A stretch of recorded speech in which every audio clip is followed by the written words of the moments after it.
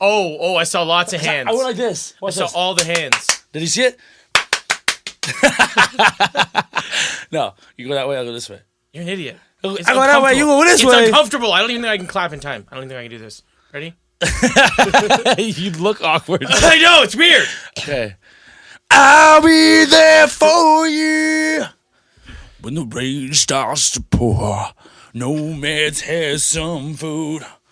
What the fuck are you doing?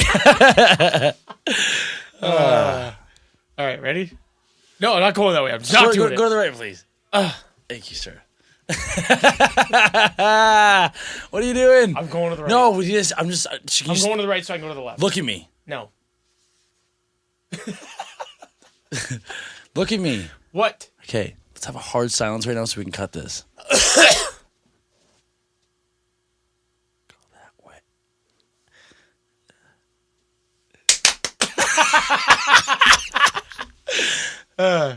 I said 1, a 2, a 1, 2, 3, 4.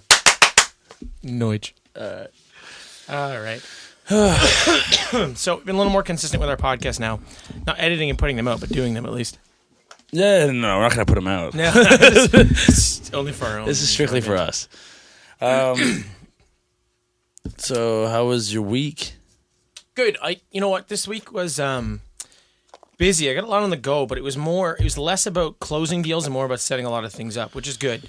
It's just it seems like a lot of things this week are all going to close.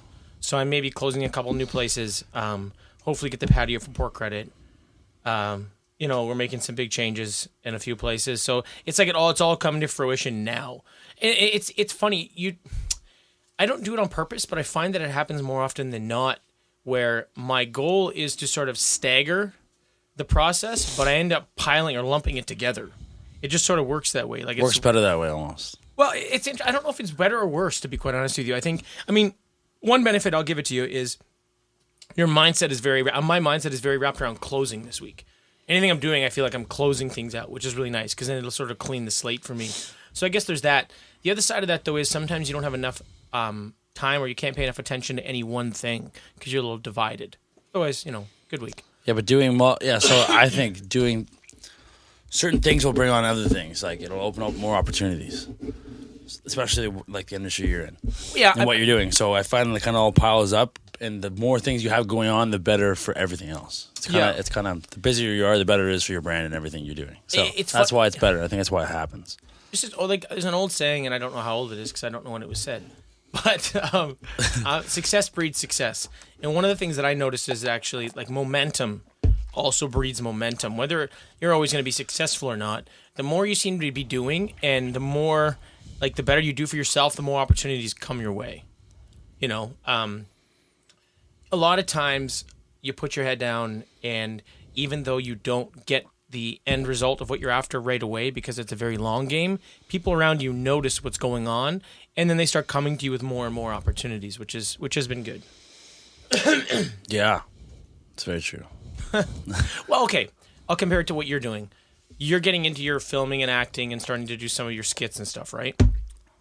The more you do for yourself, obviously you're going to get some notice and people are going to appreciate what you're doing and you're going to hone your craft, but more opportunities are going to come your way because you have momentum and you're doing things. People are going to see what you do and be like, oh, I want to be a part of that. Same reason that I'm going to be on a different podcast today. It's people are seeing what we're doing and going, oh, I want that to be a part of what I'm doing. Yeah. Yeah, for sure. Sorry, my mind isn't working yet. I just woke up at 10 a.m. sharp. Not doing well. Yeah, you're an idiot. Yeah, that's fair. But I had a nice cold shower. Couldn't breathe. Got through it. Nice. I read some interesting thing the other day on cold showers and how much it does for you. I think some of it was a little fluffy, but I'm sure it's bullshit. I just felt like I want to kill myself, so. I'm sure it's good for a couple things. Mental awareness. Just, what the fuck? Yeah, I'd literally just woken up less than a minute before that. I was in the shower. So, yeah, I can understand that. Yesterday, I got stuck in my own car. Yeah, that's pretty sweet. How do you get stuck in your own car? Yeah, I'm good at this. I dropped my key down beside my center console on my seat. Yeah, I guess they've created some kind of plastic. They think no one would ever do this, right?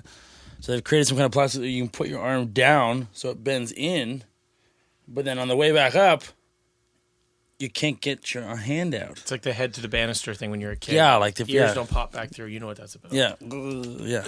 So I sat there for, I'm gonna say, not much longer than 30 seconds. Yeah, I last 10 seconds and I'd freak out. Well, I was like, okay, because I was freaking out.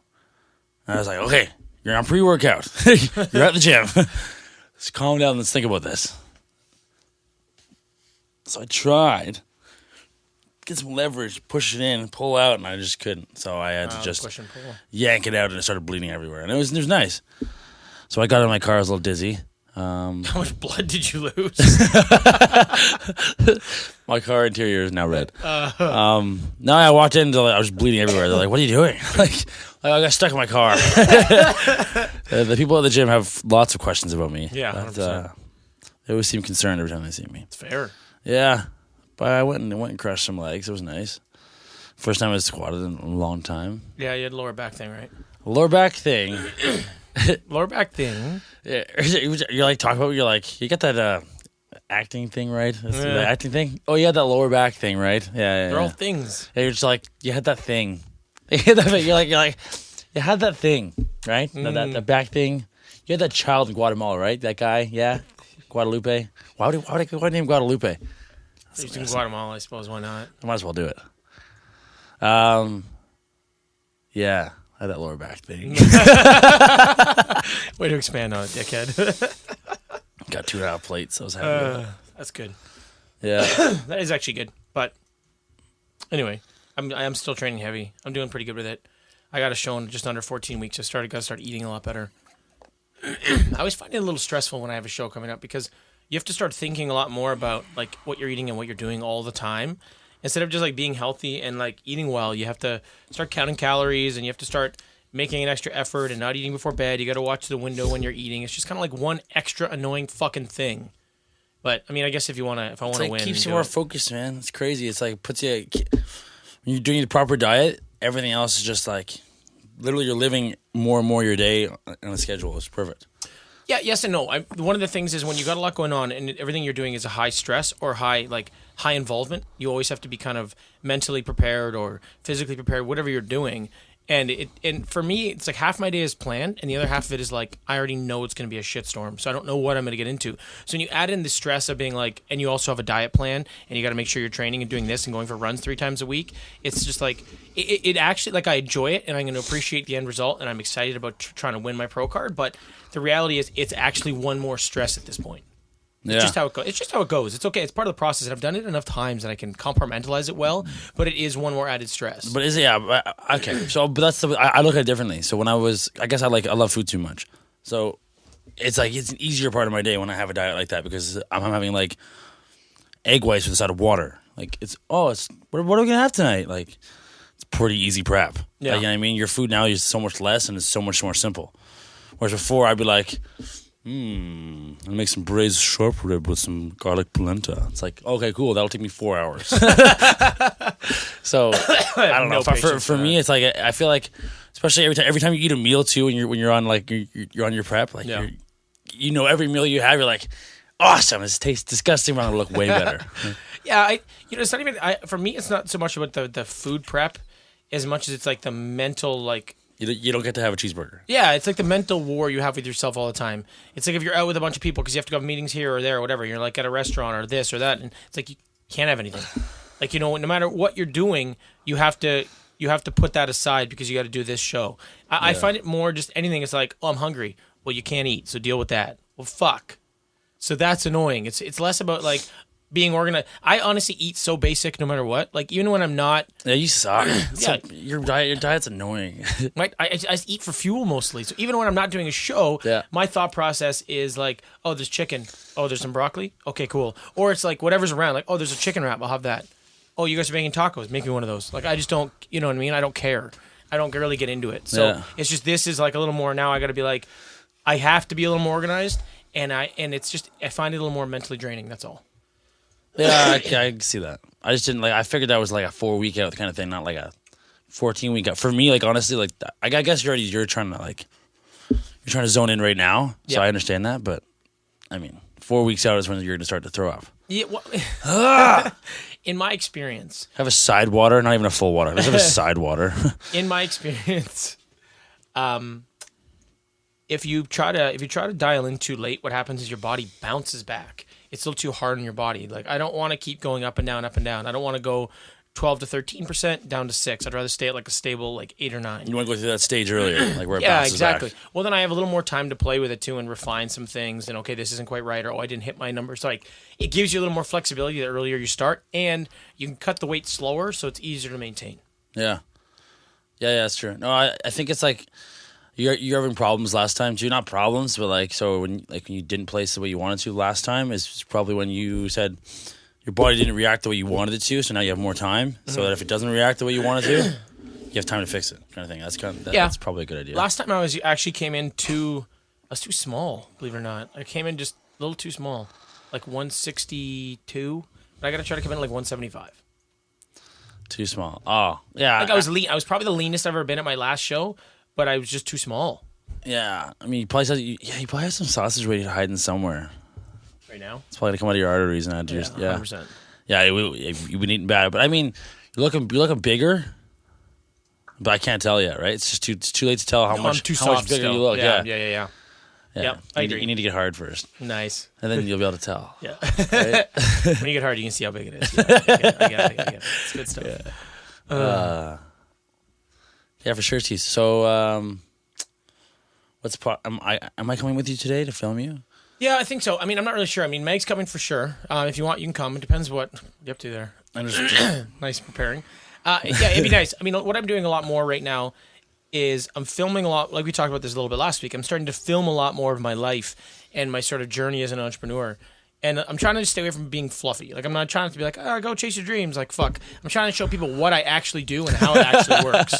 Well, the biggest problem is this. Like, I'll take a page out of Gary Vee's book. Too many fucking people try to promote their 10-step process or their book, or they try to do stuff. They try to tell you, like, they try to be motivational instead of being like, this is what it's like to be an entrepreneur. This is what it takes. And these are the things I go through. And not all of it's good and not all of it's bad, but you just got to fucking, no matter what, you got to keep push all the time. And I feel like I got a lot of experience right now, and I got a lot of stuff going on and a lot of valuable content to give people. So, yeah, I mean, today I'm going to go do this podcast. It'd be nice if you come and film. I know Meg will for sure, so if you're tied up, it's not a huge deal. But even putting out like 2 or 3 1-minute clips the last week of just like a day that I've had. Yeah. You know, and the challenge for me is I kept trying to compartmentalize my content into like, it's got to be Z2B. Like the 0 to a Billion show. It's got to be a rant. I have to be telling a long game story, but the reality is I don't.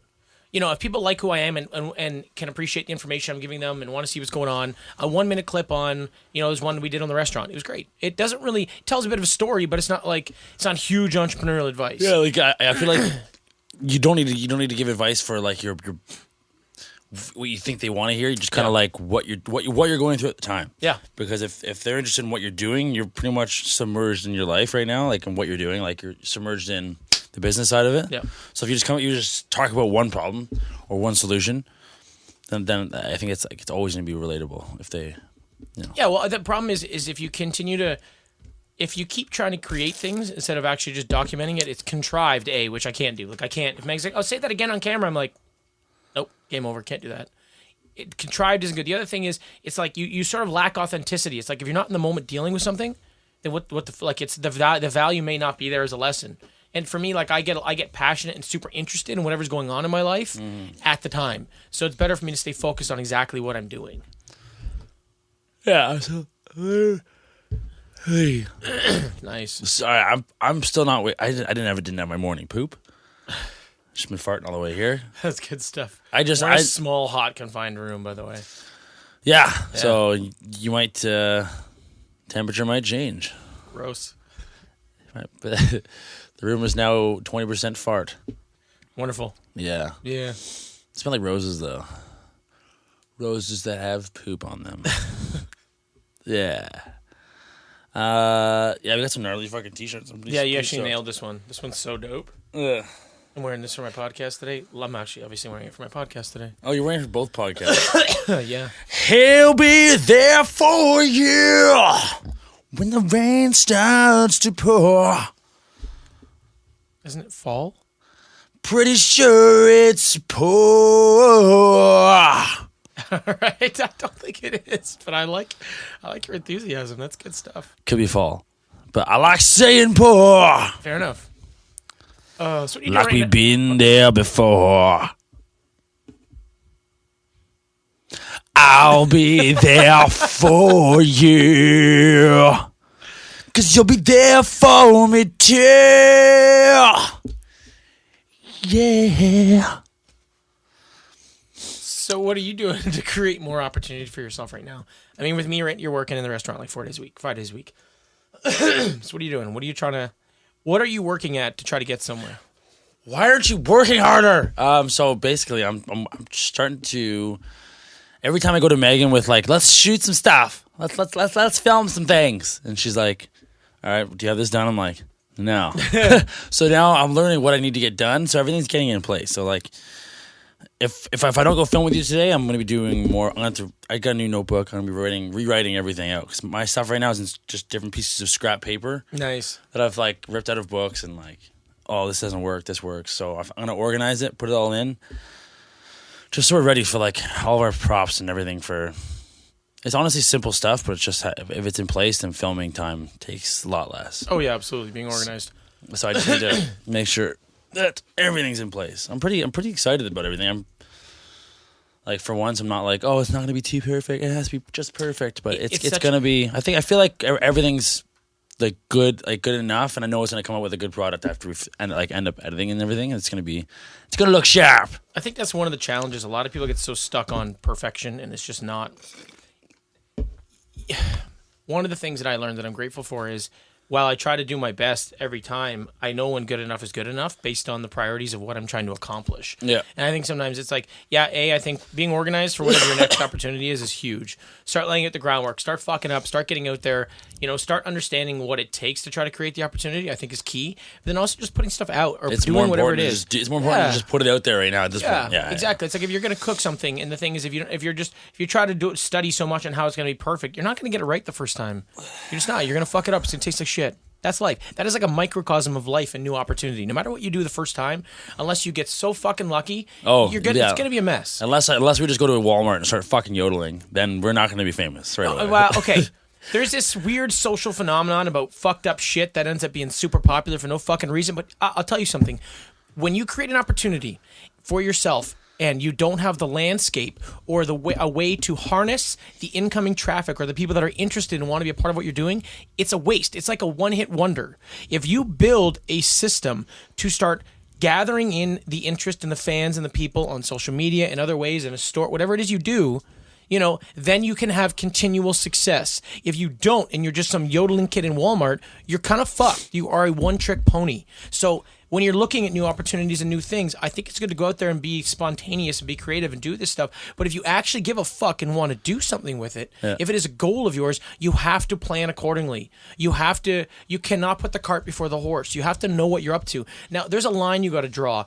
If you put up your YouTube, your Instagram, your Facebook page, and you start doing videos, that's good. Get some equipment. Use our equipment. Don't buy it. It's too expensive. But you know what I mean? Like, well, it's just stupid, right? Or you can use your phone if you don't have it. So all that works. But don't go as far as planning. Don't make business cards. Don't put up a website. Don't do all that because you're not. That's too far. But the thing is, if you don't have idiotic fucking skits by Michael Harvey. What? No, I mean, okay. Well, here's my business card. In the past, I've done that. Nothing. In the past, you get sequencing is a very important thing when it comes to opportunity. Understanding the content's more important than understanding the linear sequence of what you're trying to accomplish is key. If you just go out there and start doing funny shit, that's great. If it ends up on someone else's YouTube channel or this or that or whatever, or the yodeling kid in Walmart, it doesn't help you. But if you have all of your stuff set up, your stuff's maybe watermarked or you're tagged in it or whatever, you can funnel people to be more interested and continue following your journey. Yeah. It's like anything. Like if you have a restaurant and you don't market, people are probably not going to come. But you don't market before you have the restaurant, or people are like, where the fuck is this place? Yeah. What's going on? It's not about, so for me, it's not about really worrying about my one thing working. Like, it's more about me getting comfortable with the camera and comfortable putting out videos, because I have fucking ideas for days. Yeah. My phone ideas for fucking video scrolls, You're like, that's a fucking banger. It's a banger. But it's all about actually being able to put it out and actually being able to make it something good. Like, because like I can give those ideas to someone else that would not like not understand it. Like I say these ideas, people are like, what? Like I say like certain things and they're just like that. Oh.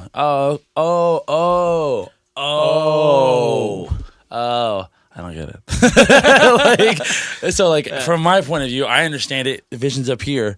But unless I actually start filming it and editing it, then it's not going to make any fucking sense. Yeah. So I think it's just more about me putting things out. Like that's just what it is. Yeah, I mean, I think that's one of the things you've learned lately, and it's one of the struggles that I have is the challenging process of actually producing content. It's like it's easy to do the content, but then from like you and I sitting here at a table to getting it online and then funneling people to it, getting it on all your channels, like even the fucking issue we had with Buzzsprout, which is my fault, like all these little things, it's like, you know, it's so much more challenging than just doing it. The hard part is setting up the system, but setting up the system is what no one else is willing to do. Yeah, that's how you win. Well, it's because it takes me like 8 hours to do this, or like Megan like an hour and a half. Yeah, but like it takes so long to actually edit it and then edit your clips, like everything else, and just because like. So sometimes I say some racy stuff, and it doesn't end up on the podcast, and that's good. But like it's little things. Like I mean, so many little things add up to so much fucking time. But after a while, you enjoy doing it. Like I enjoy sitting in this chair and editing. It's well, yeah, you become efficient or proficient or whatever you want to call it. But efficient. It's not what you want to call it. You can call it whatever you want. But that the reality is when you get into these sort of things, you got to realize what you're up against. No, there's a straw there, you fucking tool. It's early. Okay, fuck. It's never too early for straws, though. I get it.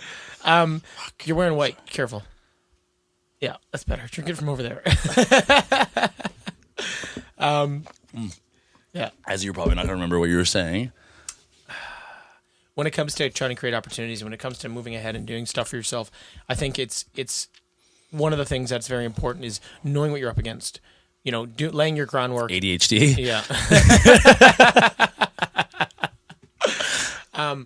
I think it's key also to, like, there's a few things we talked about right now. Is one of them is when you start doing stuff, you get momentum. Success breeds success. That's key. The other thing is kind of forecasting what you actually have to do and acquiring the right skills to actually get it done. And then knowing the process. And I'd say the big thing is understanding sequentially what you need to have prepared so that you can actually win. If you're going to market this or if you're going to put these things out, how you can keep going and build a system so that this is going to work for you long term.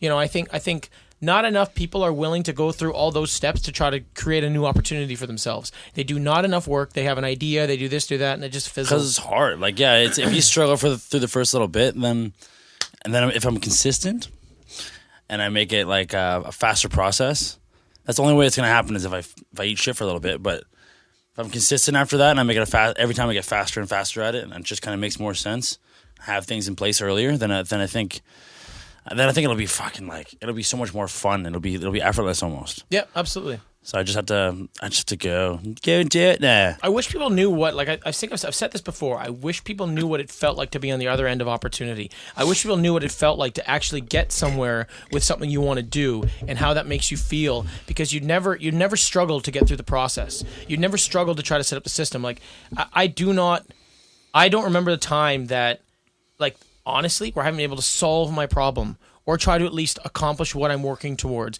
And I don't always win, and sometimes I get halfway there and I'm like, okay, this isn't going to work because of these things, but I'm never afraid of the process, and I'm never afraid of what it takes to do the setup, because I know what it feels like when things start going well. And that's really it. Like, you're just, like I said, that momentum and that feeling is something you just can't take away. And it's interesting. I had a conversation with someone the other day. He's like, yeah, well, what if you had $10 billion? You'd just be happy and do nothing. I'm like, no. I turned it into $50 billion. Yeah, well, there's no fulfillment. You know, we know people that have won money before, and you're just not that kind of guy, though. You're not that kind of, like a lot of people. I'd probably still do filming shit with $10 billion, but you'd want to turn it into more money because you're fucking hungry. It's not. I think it's less about the money and more about life. There's more to fulfilling life than just being like, okay, I have money now, I can sit on a beach. Because if you just want to sit on a fucking beach, go move to Costa Rica or some other place. I don't know enough about which place to go to that doesn't cost a whole lot, but go live there. It costs next to nothing, and just live on a beach if that's your goal. Like, oh, that's all I want. It's not. There's so much more to life, and I hate when I hear young people say, and I mean, I put myself in the category of young people, when they're like, oh yeah, I just wanted this and then I'll be good, I'll be happy. Things don't make you happy. X, Y, and Z is not what you're after to make you happy. That's not what it is. There's so much more fulfillment to have in life than being like, oh, I made money. I got $10 billion now. I'm good. No, that is not. I don't know what it is, and I don't understand it, but there's something inside every human that makes them tick, that wants them to be the greatest version of themselves. And that is an opportunity and accomplishment, not money. It's not there. Money's not even. Money's such a stupid fucking thing. I can't wait for like 1,000 years from now. Then we're like, when they look back at this time in history, and they're like, those were fucking idiots. You see what they did to this world through capitalism? Yeah, I play a capitalistic game because that's the. I was born into a game of Monopoly. Yeah, I do what I'm saying, but No, but look. Yeah, I'm playing. We got born into a game of Monopoly. We cannot change that game. We have the cards we have. That's just how it goes. But the reality is, it's a stupid system. And it's not the best way for the world to progress or for humans to progress. There's way more to it. Yeah. But why don't you turn Baltic Avenue into like a big, like a more forthcoming place and stop just trying to pass go your whole time? You know what I mean? What's $200? You fucking cheapskate. No, I get it though.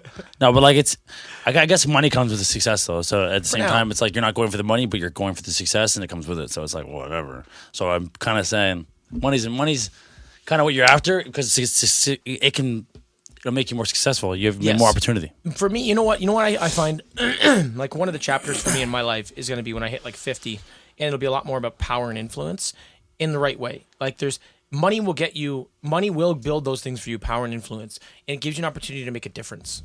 That's the value. That's for me the real value of money. Things are easy enough to come by. Things aren't that bad. Like I have enough things. You know, like I don't have a Range Rover, I don't have a Ferrari, I don't have a 10,000 square foot house, but I'm good.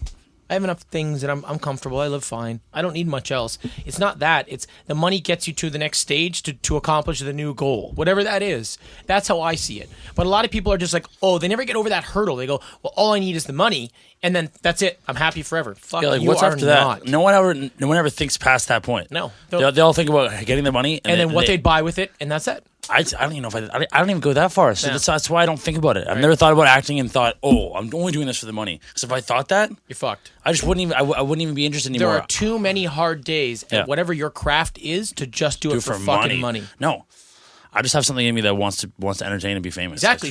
That's exactly what I'm talking about. Whatever that is that's inside you, that your life needs that fulfillment. It's not driven by money. It's not driven by things. It's driven by a personal satisfaction, a personal fulfillment based on what you want to accomplish. And that's kind of my point. Yeah. You know, I think too many people are stuck in a rat race world where they do 9 to 5. They're okay. They have their house. They have their car. They have what society tells them they need, but they don't go chasing enough opportunity because they don't know the system to put in place, and they don't realize that there's way more personal fulfillment on the other end of it than having a fucking 9 to 5 or shit that you don't even like and you live for the weekend. Terrible singer. Yeah, I know. I get that. Yeah, living for the weekend is so overrated now, and I sound like I'm so fucking high and profound, but it's like I just realized, like, what are you doing celebrating for the 2 days you have off and you have to go live your shit life?